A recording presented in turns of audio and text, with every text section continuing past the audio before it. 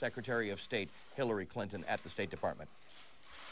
Yesterday, our U.S. diplomatic post in Benghazi, Libya, was attacked. Heavily armed militants assaulted the compound and set fire to our buildings. American and Libyan security personnel battled the attackers together. 4 Americans were killed.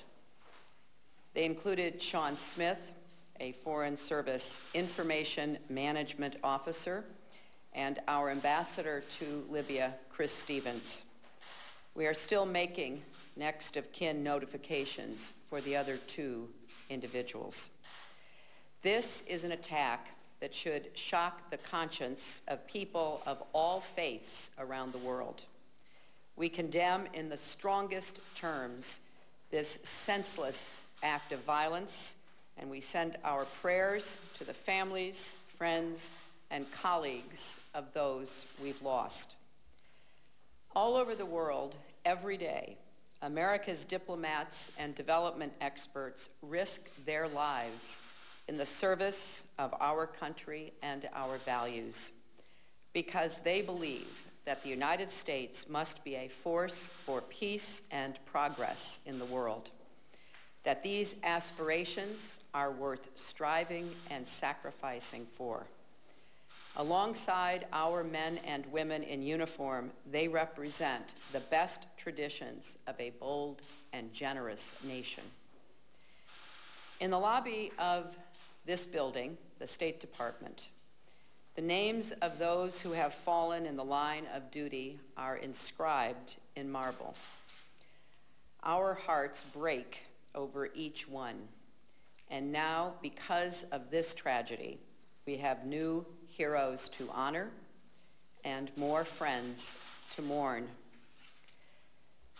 Chris Stevens fell in love with the Middle East as a young Peace Corps volunteer teaching English in Morocco.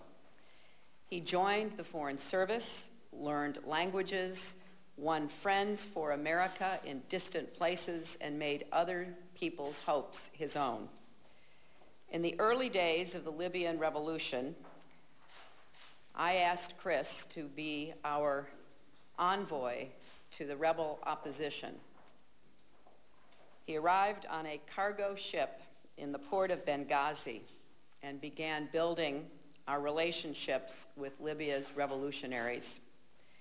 He risked his life to stop a tyrant, then gave his life trying to help build a better Libya. The world needs more Chris Stevenses. I spoke with his sister Anne this morning and told her that he will be remembered as a hero by many nations. Sean Smith was an Air Force veteran. He spent 10 years as an information management officer in the State Department. He was posted at The Hague and was in Libya on a brief temporary assignment. He was a husband to his wife, Heather, with whom I spoke this morning. He was a father to 2 young children, Samantha and Nathan. They will grow up being proud of the service their father gave to our country, service that took him from Pretoria to Baghdad and finally to Benghazi. The mission that drew Chris and Sean and their colleagues to Libya is both noble and necessary.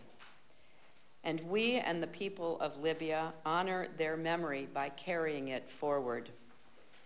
This is not easy.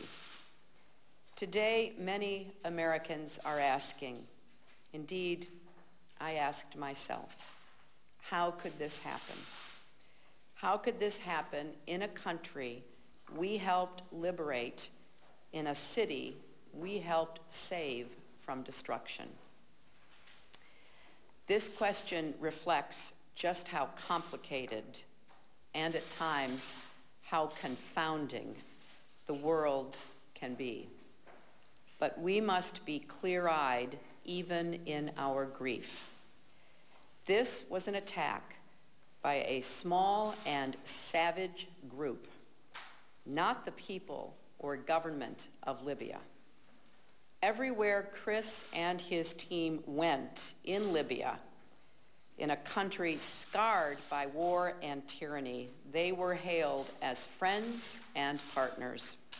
And when the attack came yesterday, Libyans stood and fought to defend our post. Some were wounded.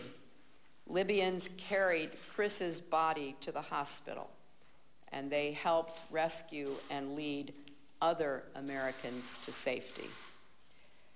And last night, when I spoke with the president of Libya, he strongly condemned the violence and pledged every effort to protect our people and pursue those responsible.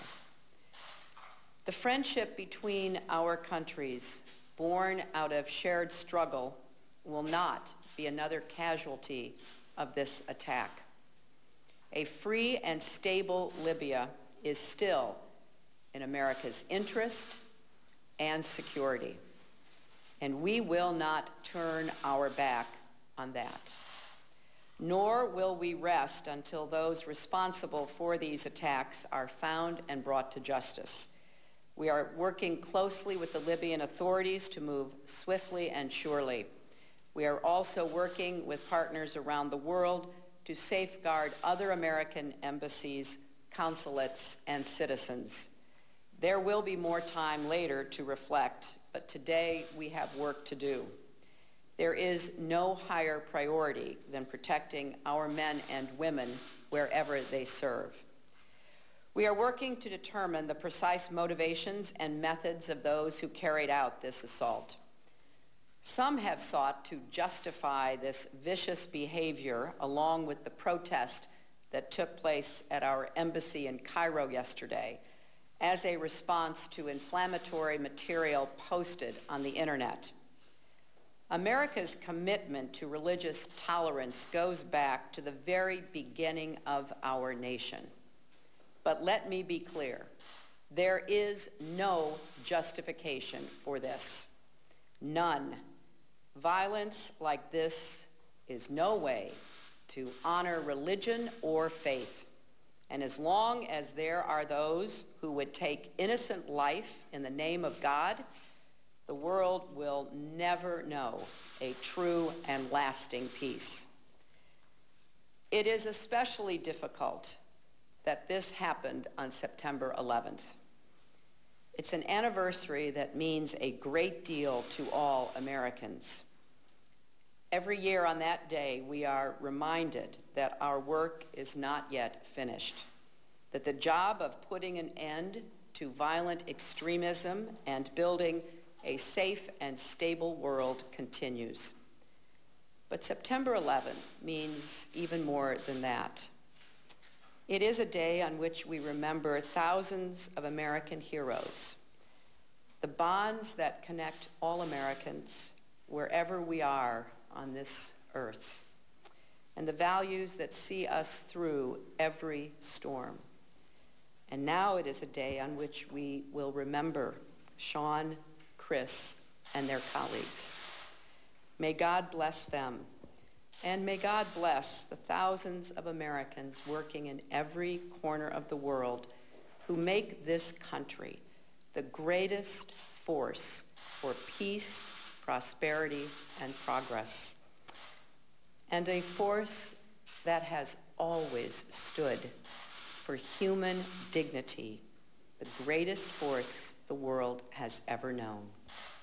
And may God continue to bless the United States of America. Thank you.